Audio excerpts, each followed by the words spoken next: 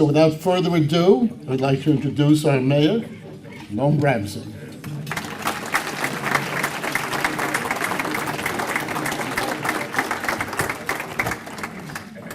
I think making sure the bar was open might have been a better way to relax rather than entrees, so and also make the speech go down a little bit easier. Eli, my thanks to you and to Rocio and to Rosemary and the entire Chamber of Commerce for the hard work of bringing us together tonight and for your service to the community throughout the year. We appreciate it so much. To colleagues in government, neighbors, and fellow citizens, good evening. As we meet tonight, New Rochelle's financial reserves are more than double what they were 1 year ago, and our city tax rate remains among the lowest in the region. In the past year, 95% of our public school graduates went on to post-secondary education, and our school sent more grads to the Ivy League than any district in Westchester. Our public library circulated nearly 500,000 titles, including more than 200,000 to children. 7 new restaurants are opening downtown in the span of just a few months, and a hometown diner is coming back to the corner of Wayman and Main. Snow removal after the last storm was the best in anyone's memory. New Rochelle's record on public safety remains historically strong. Our waterfront is poised for renewal after decades of patient labor, and a range of volunteer-supported festivities will celebrate our 325th year. And there's more. The New Rochelle High School football team won the state championship. Our cheerleading squads won the national championship. And Ray Rice won the Super Bowl. Ladies and gentlemen, thank you and good night.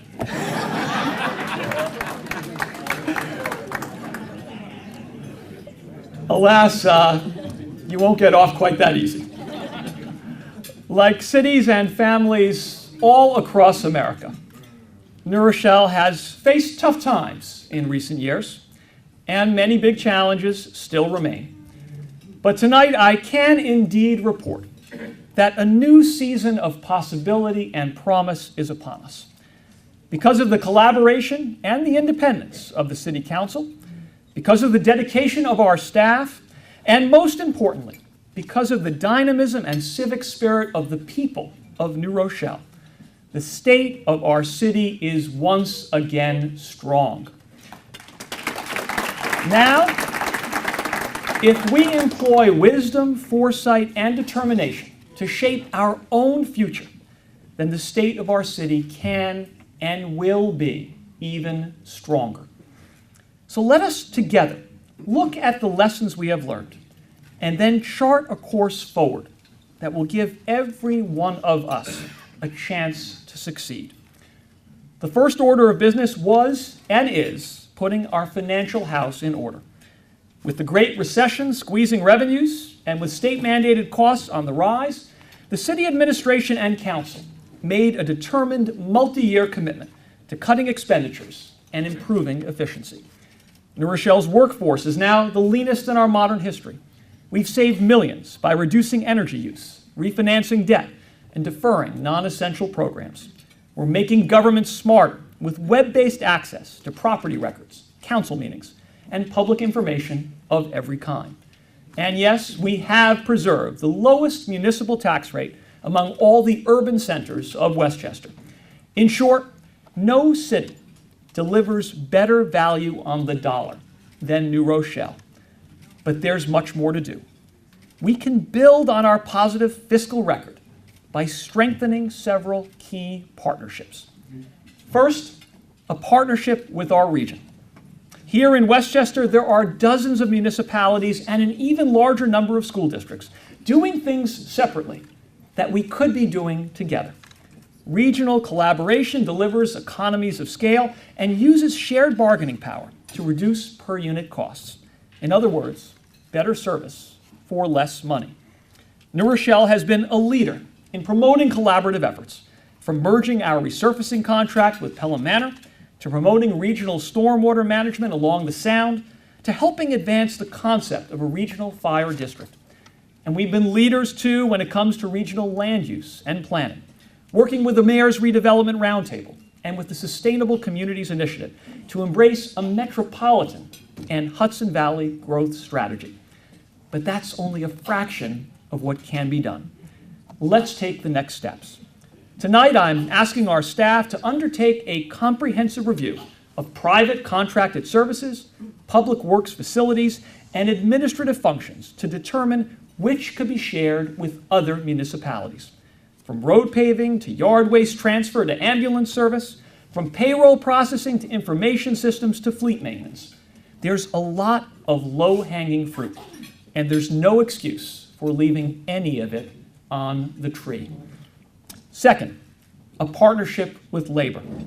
Now, I am proud of our municipal workers. Too often we hear public employment denigrated, when in fact it deserves our praise. Don't tell me that a firefighter who races into a burning building, or a police officer who confronts a domestic abuser, or a sanitation worker who collects tons of debris in the sweltering heat of the summer isn't performing a vital function. During Hurricane Sandy and other emergencies, I see firsthand the dedication of New Rochelle's workforce, fielding hundreds of calls, laboring to clear roads and restore safety, the hours and hours spent in the Emergency Operations Center, fueled with little more than coffee and adrenaline. So the men and women who do the people's business should be honored for their work and compensated fairly. But let's also accept a simple mathematical truth. Historic patterns of wage and benefit growth cannot be sustained, not without dismantling government services and leaving the public sector a shell of its former self. If we want a high quality of life to also be an affordable quality of life, then all of us need to adjust our expectations in order to serve the greater good. Many of our employees have already agreed to new contracts that are fair, that preserve jobs, and that provide for responsible, measured compensation growth consistent with the challenges of our time. I am confident that the City Council would look favorably upon agreements with every one of our unions that honor the same spirit of shared purpose. By asking not what's in it for me, but rather what's in it for all of us, we can have a healthier city in which labor, management, and the people we serve together all move forward and all benefit. Third, a partnership with the state. For many years, commentators called Albany ungovernable. Well, no one says that anymore. Governor Cuomo, backed by New Rochelle's effective Senate and Assembly delegation, has transformed our state capital into an engine of innovation and action. I applaud the governor's leadership on economic development, including 2 significant grants for local projects here in New Rochelle. I applaud the governor's leadership on education, marriage equality, gun safety, and equal opportunity for women, initiatives that make New York once again the progressive capital of the nation. And I applaud the governor's leadership on controlling costs, including the first serious proposal to stabilize municipal pension contributions through the short term and also providing long-term predictability. But the state could do even more in the fight against property taxes. Give us a broader menu of revenue choices so that we can distribute the cost of public services more fairly instead of putting everything on the backs of property taxpayers.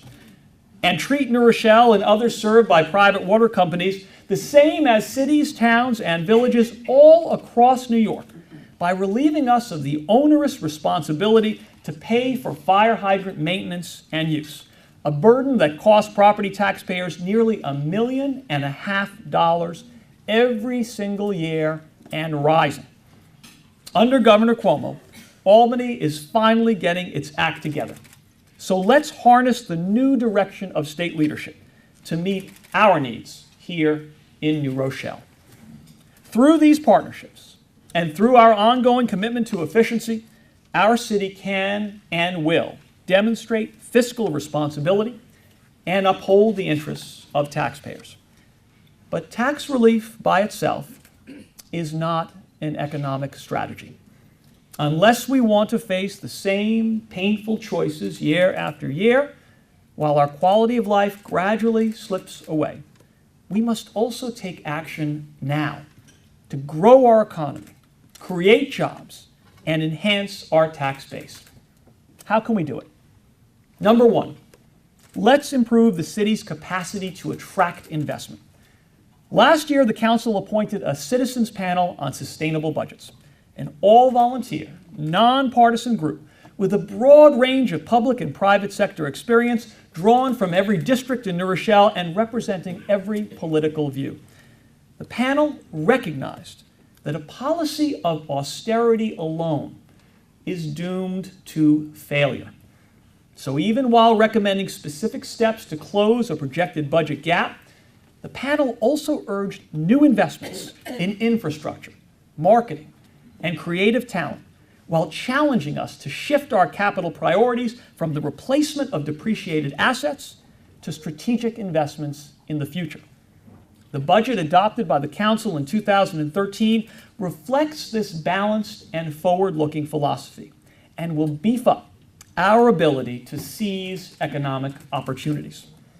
Next, unlock the potential of our waterfront. The Echo Bay project will deliver to the people of New Rochelle the biggest expansion of access to the waterfront and the largest new park in more than a generation. It'll provide housing and shops that are respectful, that are respectful in character and scale of their surroundings. It'll open sight lines from the shore to US 1 and the East End. It'll create new jobs in both service and construction. And it's a net winner for taxpayers that funds the cleanup of contaminated land, helps buy down the cost of modernizing our public works facilities, and builds a public asset worth millions that every one of us can enjoy. The concept of Echo Bay wasn't imposed on us by developers. It came from our own people, expressed over the course of years by hundreds of participants in an inclusive planning process. And it's been endorsed now beyond our borders, winning $1.5 million in competitive state funding in recognition of its regional significance. The economic downturn may have delayed our ambitions for Echo Bay, but because we refused to give up and held fast to a vision of positive change, the restoration of our shoreline is now finally within reach. The City Council has authorized financing for a new DPW yard. Forest City has submitted a draft environmental impact statement, and we're back on track to give final approval by the end of this year.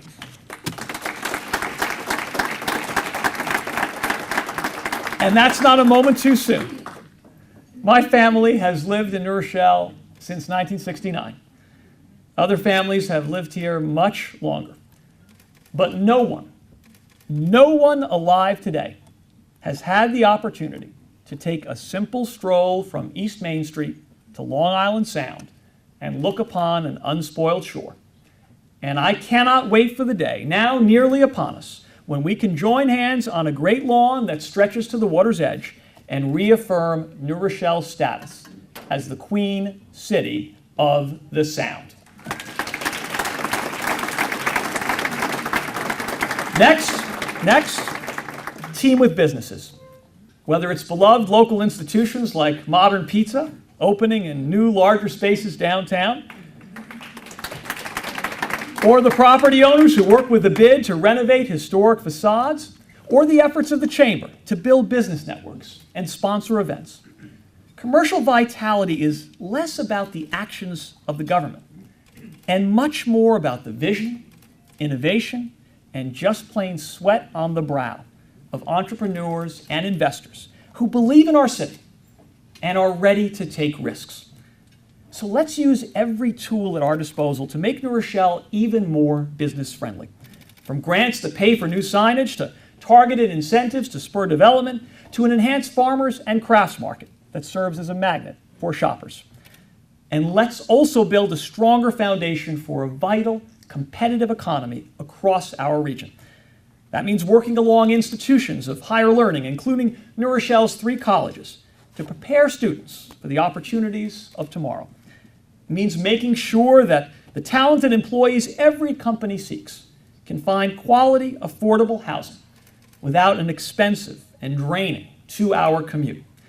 And it means investing in transportation options that link workers to jobs, customers to goods, people to people.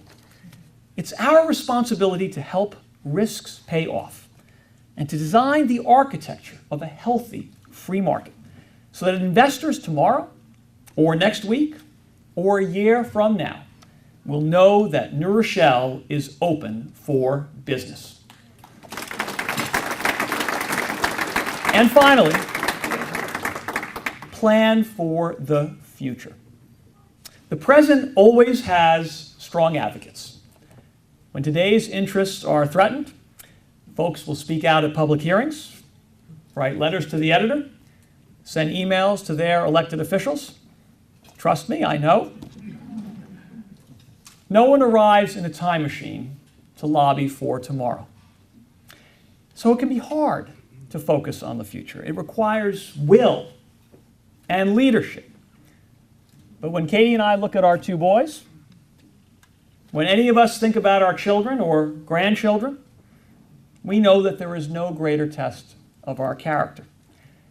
And looking ahead has never been more vital than it is right now. Because like it or not, big changes are coming our way. For a century, the American Sun Belt has been the population engine of our country. But it can't last. The aquifers are drying up. The salinity in the rivers won't support agriculture. Snowpacks are being sapped by drought and climate change. Water supplies are running out, and population levels aren't sustainable. The Northeast, by contrast, is built for growth. We have abundant water. We have great mass transit. We have human diversity and cultural energy. For our region, and especially for cities like New Rochelle, this can be a terrible problem that chokes our highways, gobbles up open space, and overburdens our services. Or it can be an exciting opportunity to encourage positive residential and commercial development, reduce per capita greenhouse gas emissions, and revitalize transit-oriented downtowns. The choice of one road or the other comes down to the quality of our planning. And on the critical priorities of land use, development, preservation, and climate adaptation, New Rochelle is taking the lead. We're updating our comprehensive plan by tapping the perspectives and talents of dozens of citizen volunteers to envision and promote a prosperous, healthy New Rochelle for years to come. I am so grateful for the hard work of all who have already contributed to this vital process. And I'm delighted to announce tonight that the same team that crafted our outstanding report on David's Island will once again donate their services to ensure that our new comp plan exemplifies the highest levels of professionalism and imagination. We're implementing our award-winning sustainability plan by taking steps to cut energy use, promote green building standards, and help all of our residents reduce waste and save money. In the wake of Hurricane Sandy and with evidence of climate change mounting by the day, we can no longer afford to put our heads in the sand when it comes to scientific fact. Climate change is real, it is here, and it demands a new spirit of commitment from everyone who cares about our future. And we are accelerating efforts to encourage growth in our transit district. Yes, through specific project sites that hold promise and which could serve as anchors of economic activity and new job opportunities, but also through a broader and more intense examination of land use and zoning options that can make the most of our unparalleled location, just 30 minutes from Manhattan. The residents and entrepreneurs of tomorrow will want a diversity of housing choices, cultural vitality, good schools, fine dining, a skilled labor pool, a commitment to green practices, and convenient access to the wider world. New Rochelle lays claim to every one of these virtues. And by making the most of our assets, we will also lay claim to our own bright future. In the meantime, we can look forward to something a little more immediate. In just 2 days, we'll gather in front of City Hall to celebrate the achievements of a local boy made good. A local boy who hasn't forgotten where he came from and still devotes himself in so many ways to the people of New Rochelle. Every one of you and everyone watching is invited to join us this Saturday morning when we take pleasure and pride in the amazing accomplishments and stellar character of Ray Rice.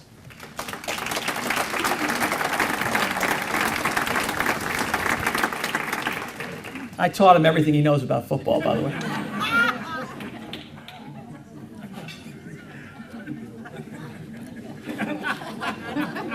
As you can tell from my physique.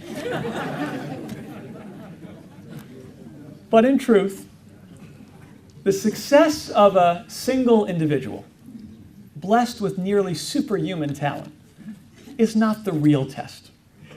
The test is whether each of us, whatever our talents, is empowered to be our very best. It's about a young person achieving her potential and a senior who can age in place. It's about an entrepreneur taking a chance that pays off, and a first-time homeowner setting down roots that endure. It's about the pride all of us feel in a place we choose to call home. So yeah, I'm inspired by Ray, but I'm also inspired by lots of other folks. I'm inspired by Torrin Landrum, 22 years old, who grew up in Bracy houses. Torrin just finished a training program sponsored by our municipal housing authority that gives him the skills to earn a good living, someday support a family, and look ahead to a great future. And he's already putting those skills to use with a job, building the new Heritage Home. And I thank Torrin for his great example.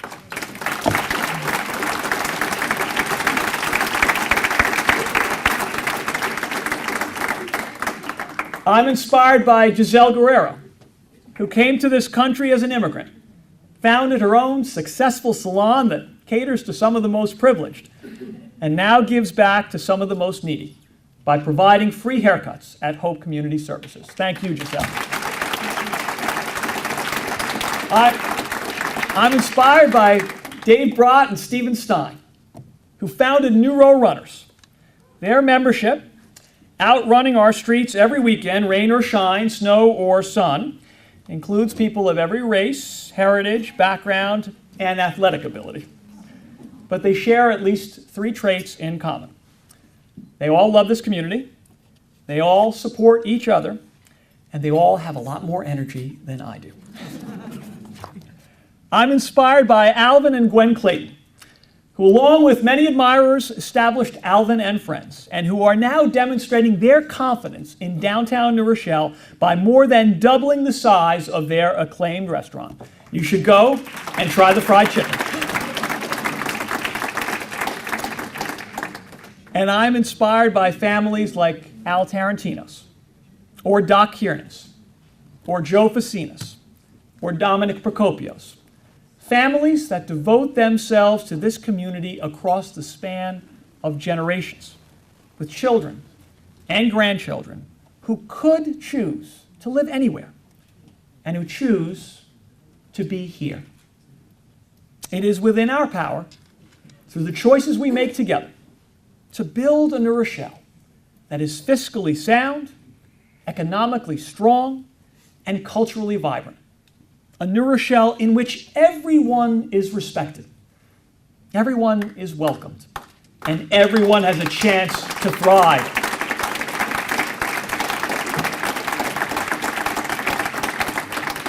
A season of challenge is ending.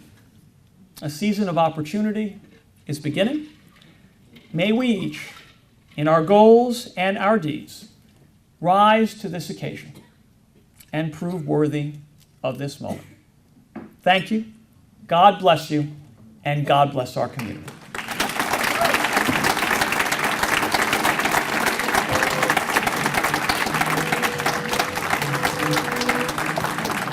Thank you very much. Thank you.